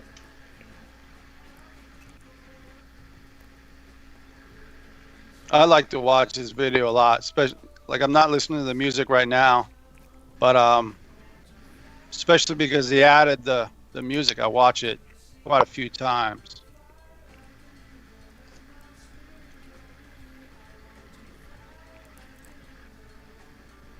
But he was saying that he was able to chase it quite easy.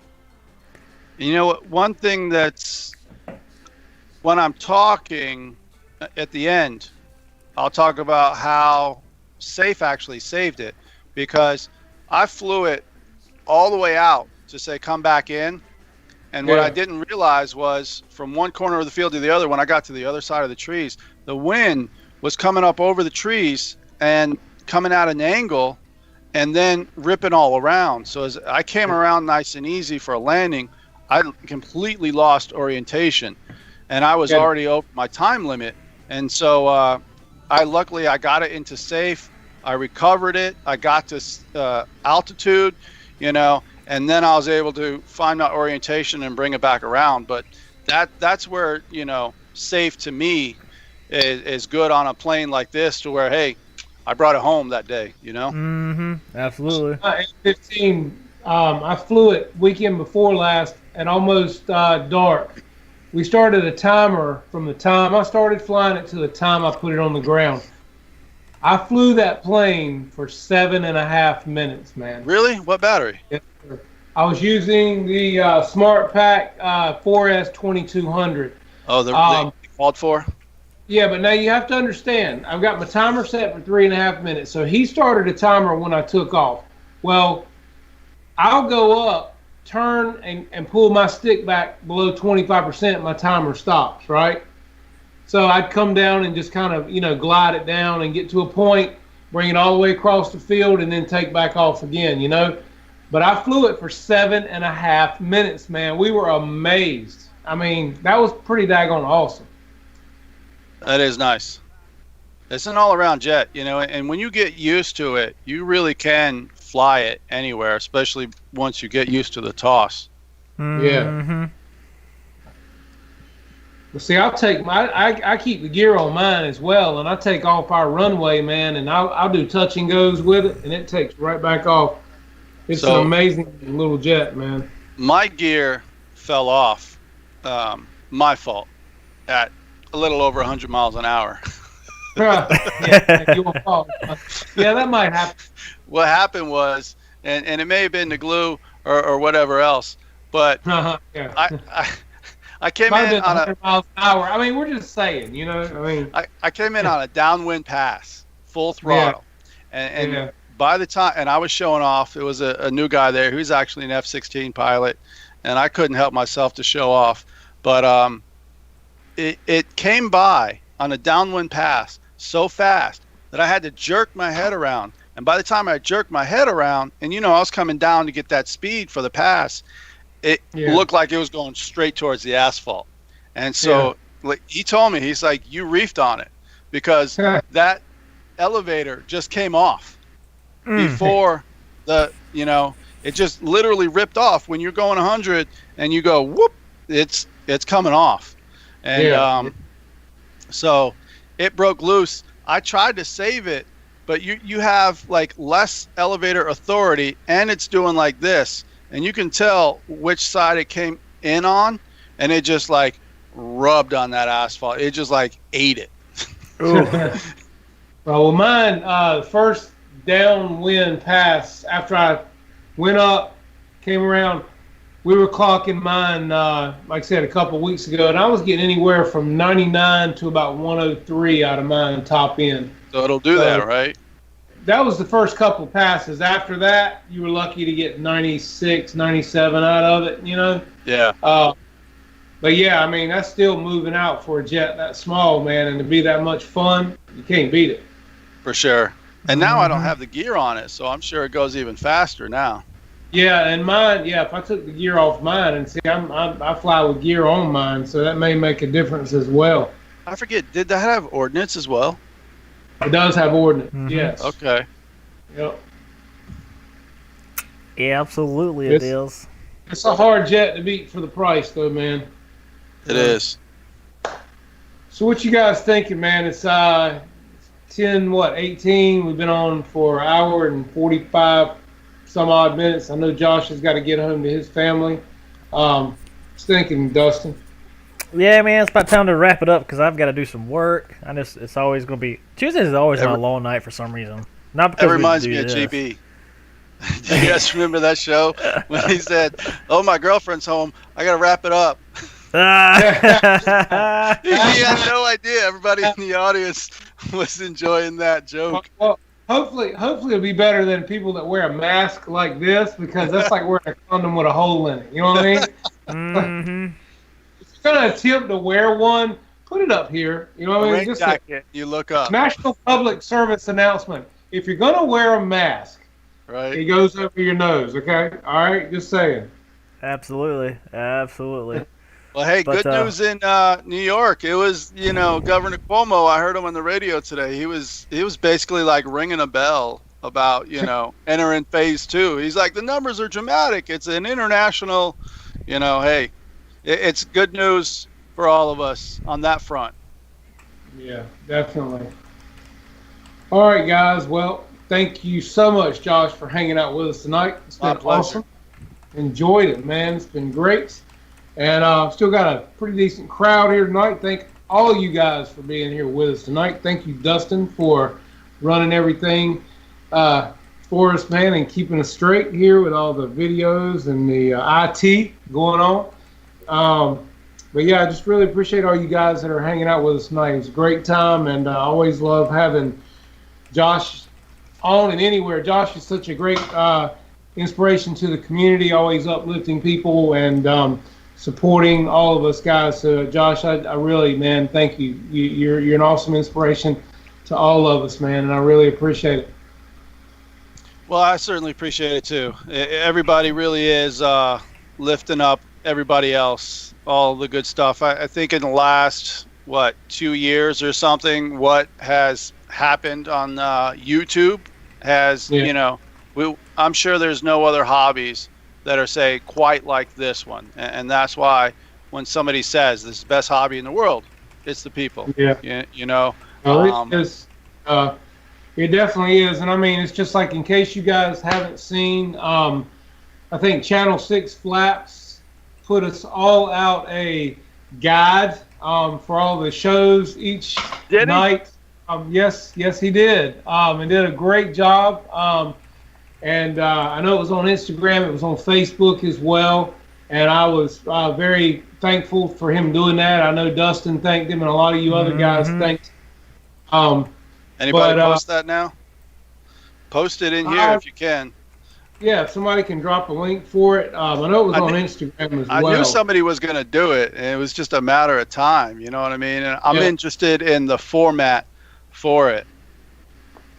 Well, like I said, he did a great job of putting everybody down, and he also apologized to anybody that he didn't get down or didn't get their time right. He said that was version 1, and he would happily do a version 2 if needed, a revision, so to speak. But yeah, thanks a whole lot, Channel 6. I'm not sure of his real name. Does anybody know? I know Ethan, but does anybody know Channel 6 real name? I'm terrible with names. It took me third. Was it the second or third date? I can't remember. To remember my wife's name. True story. I went on a. She's asleep and I got the door closed. I'm about to tell the story. So I went. This is how slick I could be sometimes, right? So met this girl at a country bar. Cool. I live in the sticks. Grew up country, whatever. Anyway, I met her at a bar. And I am so terrible with names. You could tell me your name and ask me again. If you had $1,000, ask me 5 seconds later, I'd be like, oh, I'm just terrible with names, right? So anyway, she's a good girl, smart girl, intelligent. She's into like biomechanical engineering, and then I mean it's just stuff over my head. I'm just like, this is cool stuff. She's a smart girl. Anyhow, so I get her number, and I stored her in my phone as like what she was wearing, which was it was like it wasn't a leopard dress, jaguar top or something to that effect, right? So anyhow, like we go out, we do the whole classic like let's get like coffee, and then we went like just low key stuff. Then we went to the movies, and I was like, man, I gotta find out what this girl's name is. So I'm on this date with this girl. I have no idea what her name is. So I'm in it to win it, right? So I don't want to ask her because it's gonna kill the mood. So I was like, I was like, I'm not supposed to ask, but I never asked this. How old are you? And she told me how old she was. I was like, there ain't no way. You look a lot younger. She goes, yeah, I am. No. I was like, let me see your license. And she put her license, like, got it. And then I was like, I sat there for the next like 15 minutes, like burning that image into my head, like Amanda. That's like the damn Seinfeld episode where Jerry couldn't remember the girl's name, and he kept thinking rhymes with a female body part, vulva, and it come out. It was Dolores. But yeah, that is like the slickest Classic. move I've ever had in my life, and I'll remember that to the day I die. So, do we have anybody on after this? That. Is there anybody? I don't think we do. Not tonight. I don't believe so. Not unless somebody just does a random. Because I know. Yeah. Let's see. We'll give it a rundown. Tomorrow night is Ethan and Channel 6 before GB Linden's Hump Day RC. And then Thursday night, of course, we have Dustin. Wait. I'm adjusting my mic because he's like, huh? What? No, because 200 driver just said speak clearly into the microphone. So I'm like, okay. Yeah. Thursday night we got Kenny. Kenny. That's all nighter. That's a Marathon. buffet, all you can eat. That's what Thursday is. Yeah, the Kenny Marathon. And then on Fridays, of course, we have Dave's RC. And I think Dave and Jackson were talking tonight. I saw in the chat about switching some times around. So I'm not really sure what they're going to be working out. That'll be obviously Jackson and Mason, his son, and their friend that does the show as well, Colin. Yeah, they'll probably be doing something around Dave or with Dave or before or after. And then on Saturday night, of course, we've got that guy. What's his name? Dustin. Saturday night. What's his name? Rhymes with a female appendage. Jenga. Jenga. Can we see your license? So I don't think this can be shown, but be read. But Mickey BRC put the TV guide in. Yeah. There you go. See? Yes. Very good. We'll get it on for the history. Very good. Here we go. Awesome. I gotta love this thing, and I gotta follow him. Right now, I'm following him. So yes, on Saturday night we do have that wonderful Pilot Ryan Media. Check it out for all of your airplane and merchandise. I Love RC needs. And your trucks and all kinds of good stuff, guys. PilotRyanMedia.com. And then on Sunday night, of course, we have the Mary Blueser show. And then that brings us to Monday night with the RC Air Marshal, Dave Marshall. Definitely check him out. He's doing really well. He's over 1,000 subs now, killing it. And then, of course, on Tuesday night, that brings us back to us, and we'll be on Dustin's show right here next. We'll be on Dustin's show next Tuesday night. Raven Rock Machine and Aviation. You hadn't changed that yet? Bite me. It's on my to-do list. The thinker. I'm thinking about it. Yeah, the dot. So Jet Jam coming up. Is anybody going to be, going live from there? I wonder, I hope Dave Marshall is going. I hope to see him there. He may even be able to go live from his phone now with over 1,000 subs. Yeah, he should be able to. Which he said Amy's not going, so that kind of takes away from the show. I mean, just Dave. Just saying, yeah, just Dave. um, but yeah, I think he said he was going. So yeah, he should be able to stream from his phone. So that'd be pretty cool. And I'm not sure. It seems like there's some other guys going too. Isn't Ryan going? Ryan, George Watts, Yeah, Mr. 30 Plane, yeah, Bit Go Bobby. yeah. Bitcoin Exactly. Bobby. Man, I want that new T33 bad, man. I'm talking bad. That is a sweet. I'm talking big girl. You know what I mean? But I like the one that's, what is it? The F86 Saber kind of scheme with the yellow, and yeah, that's just a nasty looking little jet. I mean, big jet actually. Yeah, I'm itching for that one, man. Every time I see it, I start getting a tick. It's like, sweet. Bigger Definitely. flies better. That's what they say, man. That's what they say. All right, guys. So, well, I think we've run down everybody. Um, Got all the channels. If anybody wants to pop up tonight, if they are going live, yeah. say, let us know now. But as of now, I think George Watts was saying normally there's not anybody. I just wanted to make sure.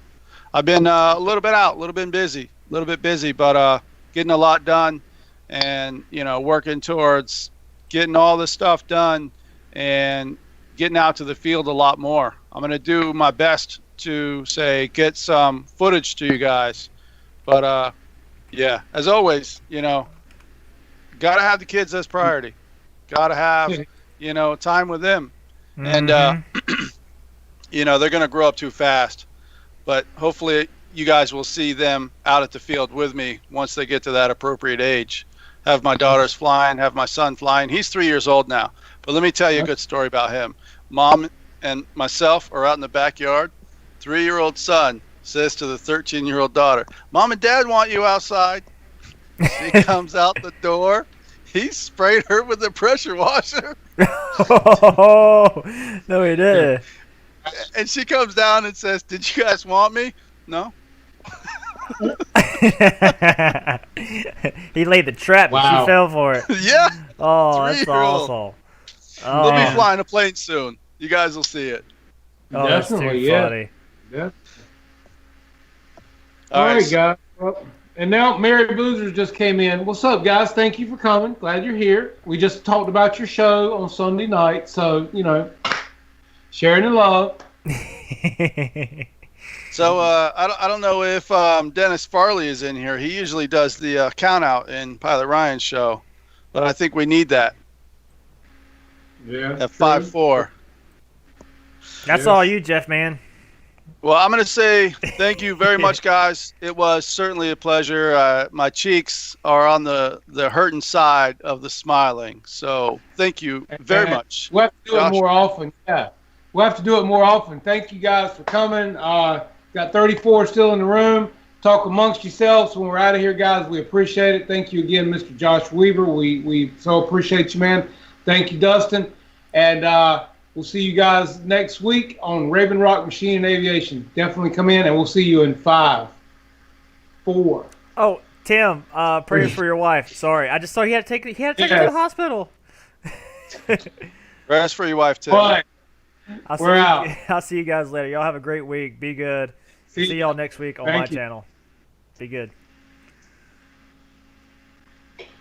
All right, we off. What the heck?